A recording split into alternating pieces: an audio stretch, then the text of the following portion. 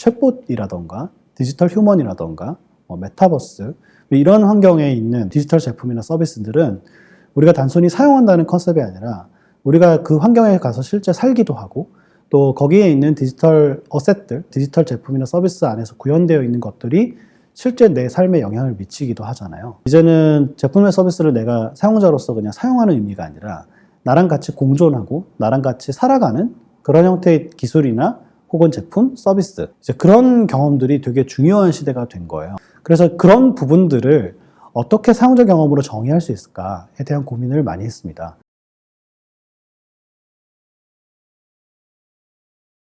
우리가 제품이나 서비스를 만드는 건 우리가 생각하는 잠재 사용자, 그러니까 사람들에게 어떤 문제를 해결해 주기 위해서 제품이나 서비스를 만듭니다.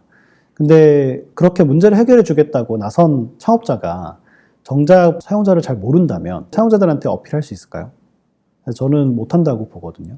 좋은 창업자가 되기 위해서 경영에 필요한 것들을 학습하시는 것 같아요. 그런데 정작 제품이나 서비스를 만들 때 사용자들을 어떻게 이해하고 접근하고 제품이나 서비스를 만들고 또 그것들을 바탕으로 고도화시켜 나가고 이런 프로세스에 대한 고민들이 상대적으로 좀 부족한 측면이 없지 않아 있습니다. 기본적으로 창업자가 가져야 될 가장 중요한 덕목 중에 하나는 사용자를 어떻게 이해하고 있느냐, 그러니까 본인들이 만드는 제품이나 서비스가 사용자들한테 어떻게 전달되는지에 대해서 잘 이해하고 있는 창업자가 좋은 창업자라고 생각해요. 어떤 경험을 제공해줘야 이 사용자들이 정말 문제 해결을 할 수 있느냐, 이런 관점에서 제품이나 서비스를 만드는 것에 관한 끊임없는 노력을 해야 되고, 그리고 필요하다면 본인이 못하는 영역을 저희와 같은 사용자 경험 전문가 집단이나 혹은 어떤 사용자 경험에 대한 전문성을 가지고 있는 인재들의 영입을 통해서 문제 해결을 할 수 있어야 됩니다.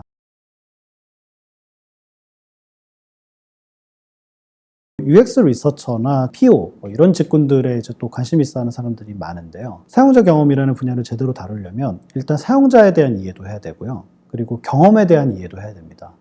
그러면 우리가 필요한 게 뭘까요? 사용자 경험이라는 분야에 대한 제반 학문에 해당하는 인간 컴퓨터 상호작용이라는 분야를 보지 않을 수가 없어요.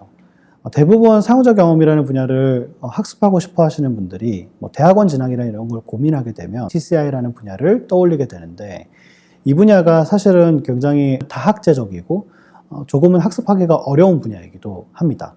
그래서 이 분야를 학습하게 되면 사용자 경험에 대한 전반적인 깊은 이해가 가능해지고 그것들을 바탕으로 사용자 경험이라는 것을 설계하게 되면 디자인이나 그냥 일반적인 툴을 활용한다거나 이런 차원의 문제를 벗어나는 정말 말 그대로 사용자 경험을 다루는 일들을 할 수 있게 되는 거예요. 사용자 경험을 다루는 좋은 인재가 되려면 근본적인 이해를 할 수 있는 학문과 그리고 실용적인 응용 파트, 이 분야들을 적절히 혼용한 형태의 학습들을 할 수 있어야지 된다고 보시면 되겠습니다.